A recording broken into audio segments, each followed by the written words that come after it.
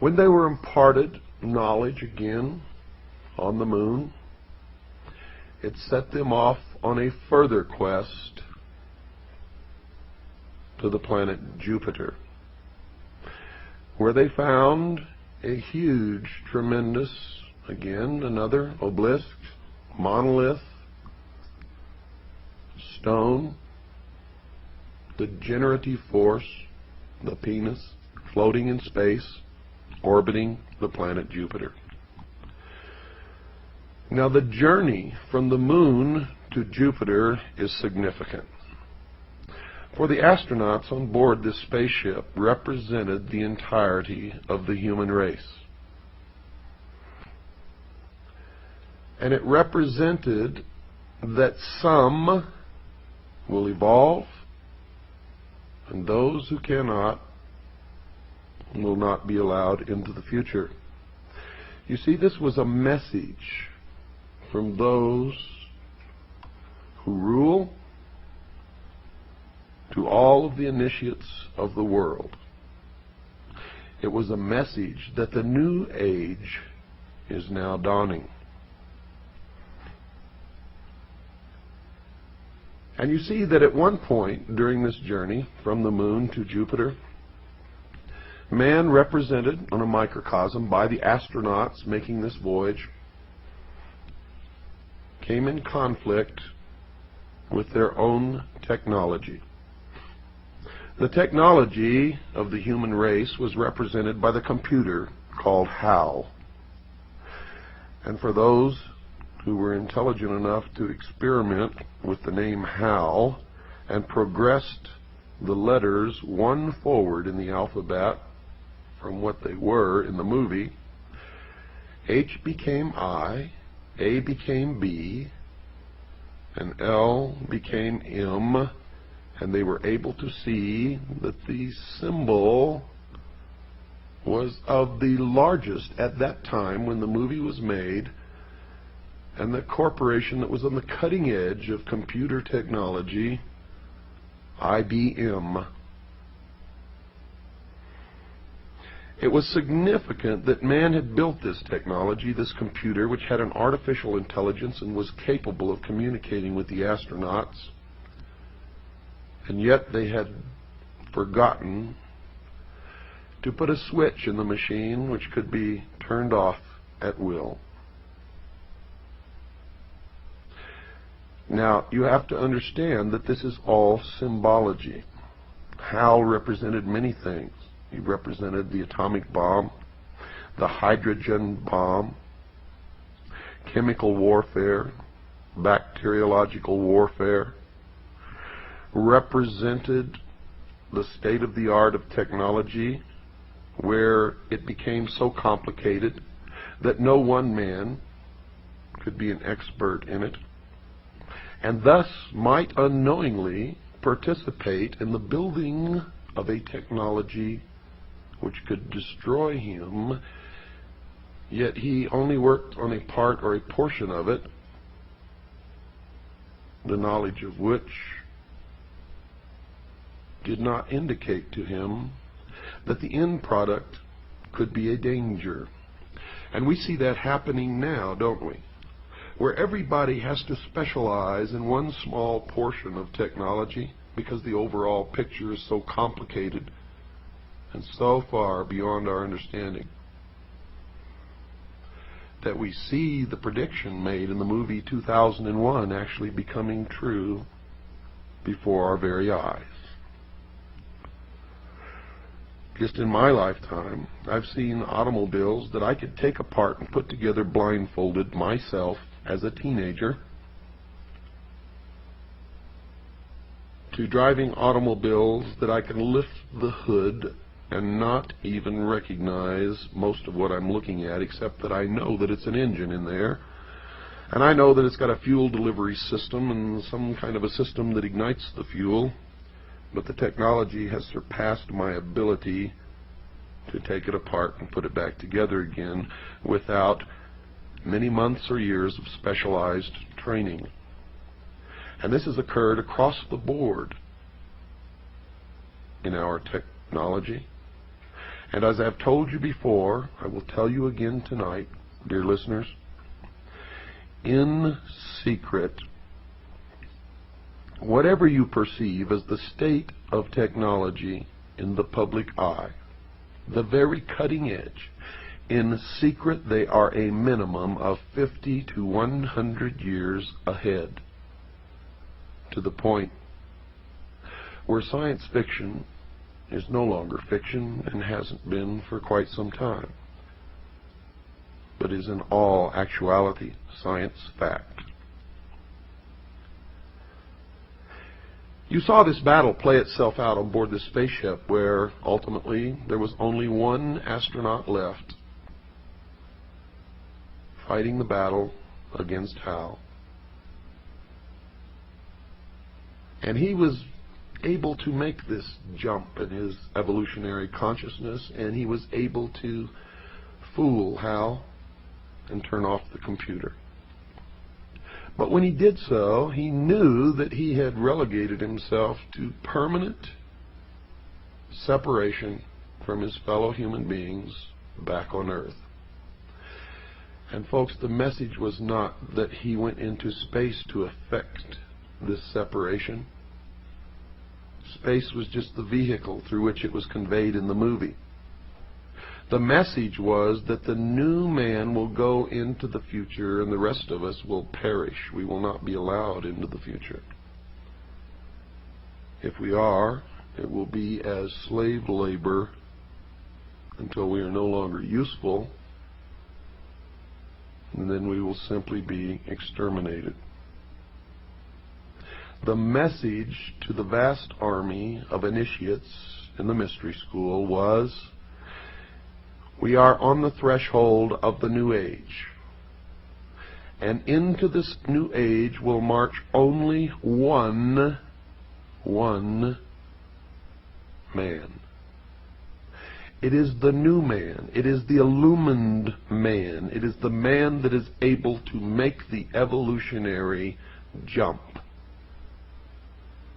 to no more war, to no more rape, no more pillage, to the level in the mystery school known as 666. It is the number of a man. It is the illumined man to the mystery schools. To those of us who are Christians, it is the symbol, the mark of the beast, the indication that the Antichrist has arrived, and the beginning of the time predicted in the book of Revelation known as the tribulation. Now, all of this that I thought I knew so well and understood has become even more mysterious to me now, as I know that I am battling against something that is almost incomprehensible, and I have had to do it alone, by myself, not trusting anyone else, not letting them in, for fear that they would corrupt my mind and I would be led down the wrong path.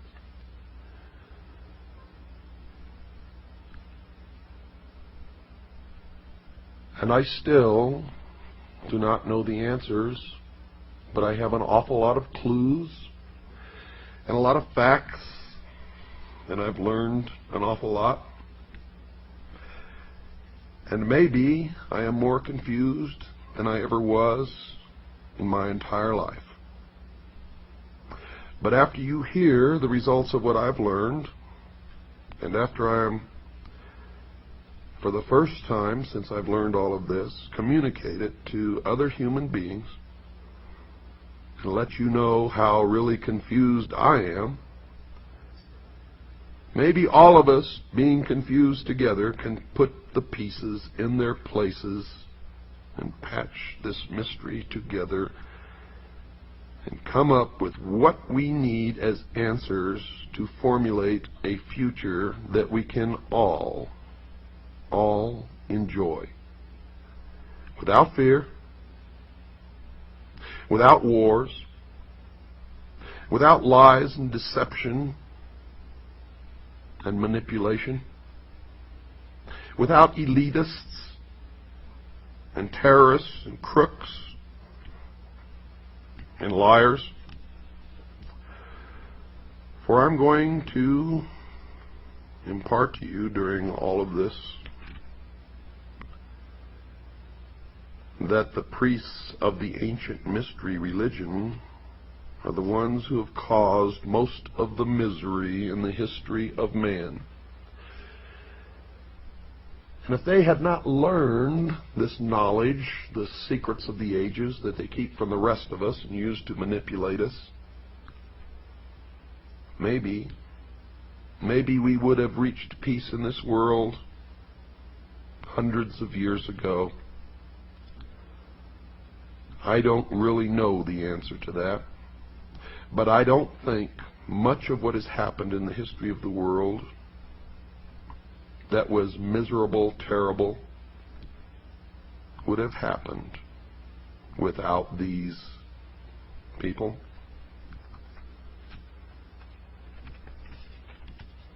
But I may be wrong. And as always, when you listen to this show, don't believe a word you hear unless you could substantiate it in your own research. At the end of the movie, what you saw as the astronaut became older and aged, and this was the symbol of gaining knowledge and wisdom. And he looked at himself, and he saw himself younger, and he looked back and saw himself older, and he looked back and he was older still, and he looked back and he was young again, and then old. And then you saw this unbelievably overpowering, stunning vision of a fetus, a human fetus, floating in the great vastness of the universe, signifying the birth of the new age and the new man that will go into the future. Now, in the sequel to 2001, you saw that this astronaut who had made the jump came back and talked to some select few, signifying that he had then become a teacher to the rest of us. And when he was asked what happened to him, he said, and I quote, "Something wonderful," unquote. Now that was supposed to tell the rest of the initiates in the world who really understood the symbology of the movie that if they were able to make this transition, the future would be a utopia.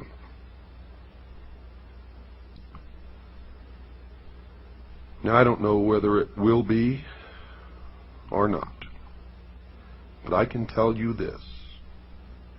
The priests of the ancient mystery religions are in charge right now, and we had better damn well find out, and we had better do it very quickly. For the new age is the age of Aquarius, and the exact date of the dawning of the age of Aquarius can be determined astrologically. And I'm not going to tell you what that date is, although I have it right here on a piece of paper in front of me. I want you all to help in this search. God knows I need help. I can't save us all alone. And there's always the possibility, because I am human, that I could make the wrong decision or make the wrong interpretation.